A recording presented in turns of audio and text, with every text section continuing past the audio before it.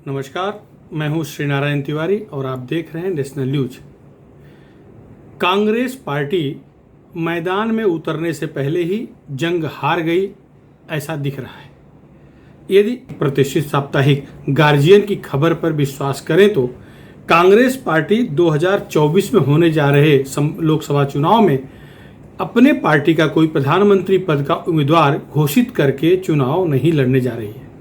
Congress party ने तय किया है 2024 का चुनाव कांग्रेस अपनी पार्टी की तरफ से प्रधानमंत्री पद का उम्मीदवार घोषित नहीं करेगी। मतलब समझ गए ना? मतलब स्पष्ट है, कांग्रेस मान चुकी है कि उनके युवराज राहुल गांधी इस लायक नहीं हैं कि उनका नाम घोषित करके ये चुनाव लड़ा जाए तो कोई सफलता मिलेगी। क्लियर हो गया है। अब देखिए दूसरी बात, कांग्रेस ऐसा क्यों कर रही है? क्योंकि कांग्रेस मालूम है वो मोदी से निपट नहीं पा रही है। मोदी जैसा चेहरा कांग्रेस के पास दूर दूर तक नहीं दिखाई दे रहा है। कांग्रेस पार्टी के अंदर भी नहीं है, कांग्रेस पार्टी के बाहर विपक्ष के पास भी कोई ऐसा चेहरा नहीं है जिसको कांग्रेस अपनी पार्टी में शामिल कर ले अथवा उसके साथ समझौता करके प्रधानमंत्री का उम्मीदवार घोषित करके अगर उतरे मैदान में तो मोदी को टक्कर दे सके। ऐसा कोई चेहरा दूर दूर तक नहीं दिख रहा है।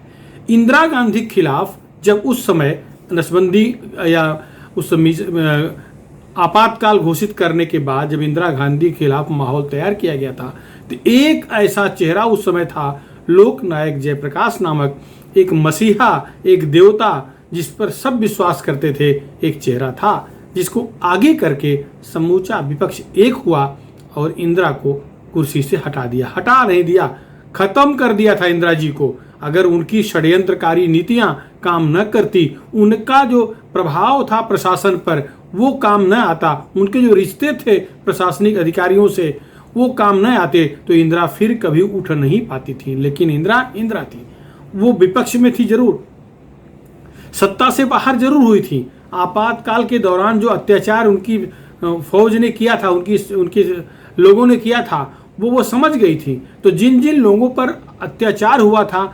एटलीस्ट पार्टी के नेताओं पर या जो बड़े पदों पर अधिकारी थे, उनसे वो संपर्क बनाना शुरू की, संपर्क बनाई, उन्हें संतुष्ट की, उन्हें ये बताई कि दोबारा ये गलती नहीं होगी।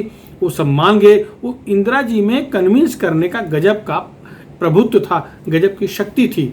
वो जो एक बार उनके सामने आ जाता था वो उनका हो जाता था।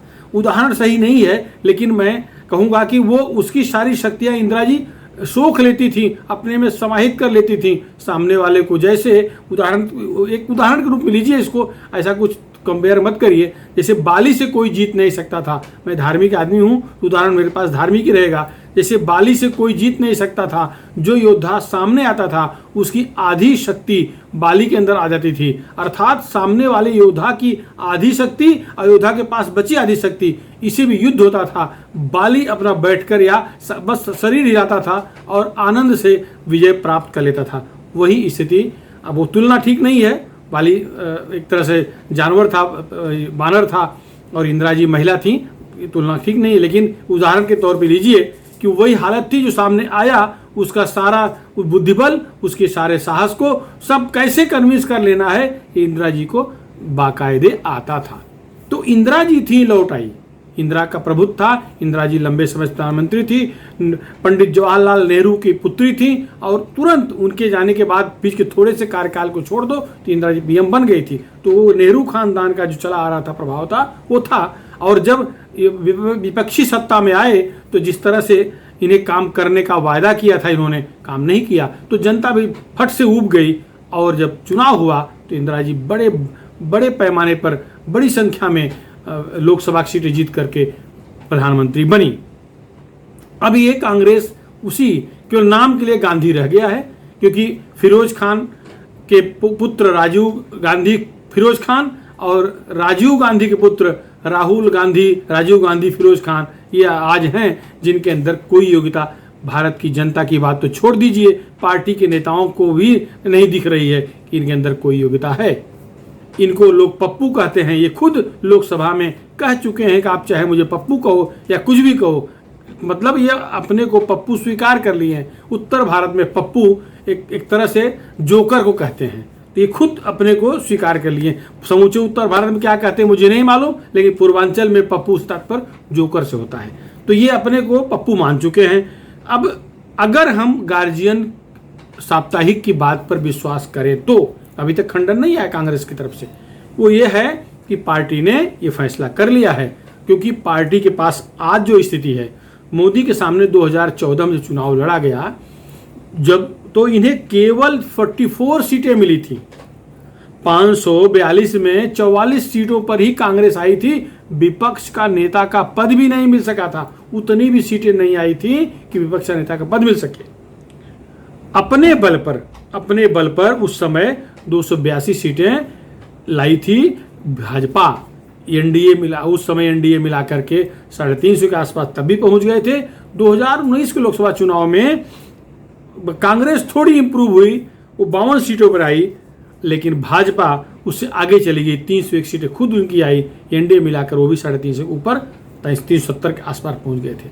तो कांग्रेस को पता है कि कांग्रेस राहुल गांधी के सिवा किसी को अपना प्रधानमंत्री पद का उम्मीदवार मान नहीं सकती, गांधी घराने के बाहर कोई हो नहीं सकता, और राहुल गांधी में वह योग्यता नहीं दिख रही है कि वह पूरे देश की जनता को, पूरे देश के मतदाता को प्रभावित कर सके और वोट खींच सके।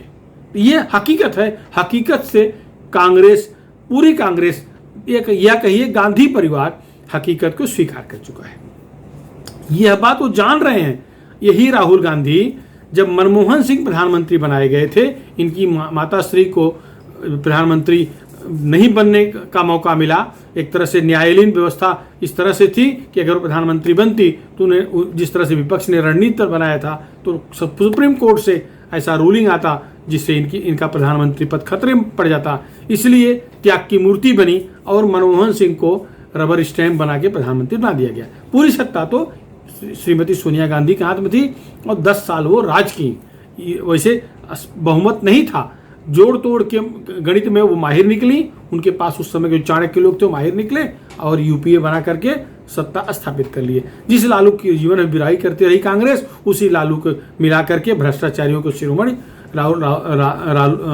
राहुल गांधी जी ने भ्रष्टाचारियों के शिरोमणि लालू प्रसाद यादव को अपनाया और एक तरह सरकार बनी। लेकिन खुद राहुल गांधी सत्ता में नहीं आए। सत्ता में नहीं आए इसका तात्पर्य वो खुद मंत्री पद नहीं स्वीकार किए, जबकि उस समय चाहते तो मनमोहन सिंह के मंत्रिमंडल में मंत्री बन करके एक अनुभव ले सकते थे जो बाद में इन्हें काम आता। अगर वो उस समय जिम्मेदारी लिए होते तो 10 साल तक अगर मंत्री रहे होते तो निश्चित था कि उनके लिए प्लस पॉइंट होता। आज जो देश में कहा जाता है कि प्रधानमंत्री राहुल गांधी कैसे बनाया जाए, जिसके पास ग्राम प्रधान का अनुभव नहीं है, जो एक गांव नहीं चला सकता है, जिसके पास जिला पंचायत अध्यक्ष का अनुभव नहीं है, जो जिला नहीं कभी चलाया है, जो एक किसी प्रदेश का मुख्यमंत्री बन के प्रदेश नहीं चलाया है, वो सीधे प्रधानमंत्री बन जाए। जो अपनी पार्टी नहीं चला पा रहा है, पार्टी टूट रही है, विघटन के कारण दिन प्रतिदिन कमजोर हो रही है, पार्टी नहीं चला पा रहा है, उसका अध्यक्ष पद नहीं स्वीकार कर पा रहा है, उतनी क्षमता नहीं अपने अंदर महसूस कर रहा है, वो देश का प्रधानमंत्री कैसे बनेगा? जब ये पार्टी के लोग ये स्वीकार करने को तैयार नहीं है तो देश की जनता कैसे स्वीकार करेगी? इस बात को श्रीमती सोनिया गांधी जी जरूर जान रही हैं। कांग्रेस के जितने धुरंधर नेता थे, चाटुकारों को छोड़कर, वो लगभग दूर होते चले जा रहे हैं। ज्योतिरादित्य सिंधिया चले गए, आज केंद्र में भाजपा के एकदम उड्डयन मंत्री हैं, बड़े पद पर हैं और बहुत सम्मान है। पायलट नाराज हैं, वो न के बराबर पार्टी में हैं, वो भी समझिए गए हुए हैं। जितेंद्र प्रसाद उत्तर प्रदेश से चले गए, पार्टी कमर टूट गई है, महामंत्री थे। ऐसे जो, और पंजाब के मुख्यमंत्री अमरिंदर सिंह, कैप्टन अमरिंदर सिंह को नाराज कर दी हैं, वो गए के बराबर हैं, पार्टी में रह करके पार्टी का सर्वनाश ही कर रहे हैं। मुख्यमंत्री कुर्सी उनके पास है, उसका एंजॉय करना है, कर रहे हैं। राजे महाराजे कोई उनके लिए एक मुख्यमंत्री कुर्सी बहुत महत्वपूर्ण नहीं है, लेकिन स्वाभिमानी है, वो है। लेकिन निश्चित है कि पंजाब हाथ से जा रहा है, तो इनको पार्टी संभालते नहीं बन रहा है, कोई राज इनके पास नहीं है। तो ये मान के चल रही है कांग्रेस कि चलो किसी तरह से मोदी की काट तो तैयार की जाए। अब काट कैसे बनेगा? ममता बनर्जी प्रधानमंत्री बनने के ख्वाब पाले बैठी हैं, उनका हक भी बनता है, 3 बार जीत के आई हैं। और उड़ीसा के पटनायक जी हैं, कई बार मुख्यमंत्री लगातार जीत के आए हैं, लेकिन उनकी कोई इच्छा नहीं है। वो किसी न किसी रूप में, भले विपक्ष अपनी तरफ मानता है, वो एनडीए के मोदी के करीबी ही लगते हैं, साथ ही लगते हैं। इनके पास बचा क्या है? इनके पास पंजाब है, इनके पास राजस्थान है, इनके पास छत्तीसगढ़ है। ये 3 राज्य तो विशुद्ध रूप से कांग्रेस के पास हैं। बाकी झारखंड है, वो भिक्षा में मंत्री पद मिल गए थोड़े से। महाराष्ट्र है, वो भिक्षा में थोड़े से मंत्री पद मिल गए हैं। बाकी कुछ है ही नहीं इनके पास। देश में है क्या? देश के अधिकांश राज्य 2/3 से अधिक राज्य तो भाजपा के पास हैं। तो इनको खोने के लिए कुछ है ही नहीं है। तो जो गणित बना रहे हैं वो इसलिए बना रहे हैं कि मोदी की किसी न किसी रूप में काट तैयार की जाए। अब वो काट कैसे बनाना है? अभी जो गार्जियन की बात माने तो इनका ये मानना है कि जिन प्रांतों में जिस पार्टी का बाहुल्य हो, प्रभाव हो, प्रभुत्व हो, उस पार्टी को अधिकतर सीटें दी जाएं, जिससे कि मोदी के खिलाफ, भाजपा के खिलाफ संयुक्त विपक्ष का एक ही उम्मीदवार लड़े। इस तरह से देश भर में संयुक्त विपक्ष एक मोर्चा बना करके 1-to-1 चुनाव लड़ने की रणनीति पर काम कर रहा है। ये दिख भी रहा है। जिस तरह से ममता बनर्जी जो कांग्रेस तोड़ के बाहर गई हैं, उनका स्वागत राहुल गांधी जी कर रहे हैं, सोनिया गांधी जी कर रही हैं, सारे कांग्रेस के लोग एकदम रेड कारपेट बिछा के उनका स्वागत किए हैं। उससे तो क्लियर तभी संकेत मिल गया था कांग्रेस की रणनीति कुछ चेंज हुई है। और अगर समझो राहुल गांधी को प्रधानमंत्री पद का उम्मीदवार बना देते हैं, घोषित कर देते हैं, तो ममता उधर चली जाएंगी। महाराष्ट्र के दूसरे भावी प्रधानमंत्री, लगातार भावी प्रधानमंत्री रहे शरद पवार जी, वो नाराज हो जाएंगे। अलग बात है कि उनके पास कुल मिला के 5 लोकसभा सीटें हैं, लेकिन तो भी वो रणनीतिकार हैं, वो नाराज हो जाएंगे। ऐसे बहुत सारे प्रधानमंत्री के इच्छुक हैं। उत्तर प्रदेश के अखिलेश यादव हैं, वो भी प्रधानमंत्री बनना चाहते हैं, मुख्यमंत्री रह चुके हैं। वो तो सुपर प्रधानमंत्री मायावती जी हैं, वो भी चाहती हैं। तो जैसे ही ये उम्मीदवार घोषित करेंगे प्रधानमंत्री पद का, वैसे विपक्ष के जो प्रधानमंत्री का सपना देखने वाले लोग वो नाराज हो जाएंगे। बिहार के नीतीश कुमार जी भी प्रधानमंत्री ख्वाब देखते हैं, रह कर देख लेते हैं बीच बीच में। वो अलग बात है कि अब समझ गए हैं कि मोदी से टक्कर लेना मुश्किल है। एक बार टक्कर लेके देख चुके थे, अंत में इतनी भद पिटी, वापस आ गए। तो ये स्थिति है कि कांग्रेस हार मान चुकी है। लड़ने से पहले कांग्रेस अब पराजय स्वीकार कर ली है। युद्ध में जाने से पहले योद्धा तलवार म्यान कर लिया है। तो क्या कौन सी लड़ाई लड़ेंगे? 2024 बहुत दूर है, अभी बहुत दूर है 2024, लेकिन अभी से इनके हाथ पैर फूल गए हैं, एकदम हिम्मत नहीं पड़ रही है। अब अगर संयुक्त विपक्ष में भी प्रधानमंत्री उम्मीदवार बनाने की बात आएगी, घोषित करने की बात आएगी, तो भी नानुकुर ही होगा, क्योंकि जिसका भी नाम लेंगे, ममता का नाम लेंगे, सारी समताएं नाराज हो जाएंगी। और अन्य समताओं में से किसी के नाम लेंगे, क्षमतावान समताओं में से, तो ममता नाराज हो जाएंगी। तो फूट तो उसी दिन पड़ जाएगा। इसलिए किसी को नहीं बनाएंगे। अभी कहा जा रहा है, जैसे कि अखबार कह रहा है कि अभी चुनाव होने के बाद तब देखा जाएगा कि कैसे कौन प्रधानमंत्री बन रहा है, तब चुनाव होने के बाद। खैर, मनमोहन सिंह वाला प्रयोग तो सोनिया जी कर चुकी हैं, तो इनकी रणनीति ऐसे कुछ होगी, घुमा फिरा करके इनको ये लग रहा है कि 100 से अधिक लोकसभा की सीटें जीत लें। अभी 44 से लेकर के 55-52 के बीच में रह रहे हैं, 50 के आसपास ही इर्द गिर्द इनकी संख्या आ रही है। अगर संयुक्त विपक्ष में लड़ेंगे, संयुक्त मोर्चा बना के लड़ेंगे विपक्षियों का, तो शायद ये 100-125 के आसपास चले जाएं। 80 से लेकर 100 तक इनकी प्लानिंग है। तो संभव ये है उस स्थिति में सर्वाधिक सांसद इनके होंगे तो प्रधानमंत्री कुर्सी खींच लेगी।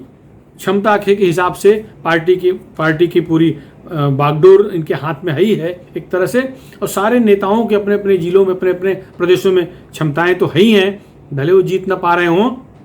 सब मिला करके प्रधानमंत्री अपना बना लेंगे, अपनी पार्टी बनवा देंगे। हो सकता है राहुल गांधी को ही बनवा दें, वो अलग बात है। तब मजबूरी में लोग शायद इकट्ठा हो जाएं, लेकिन ये कब होगा?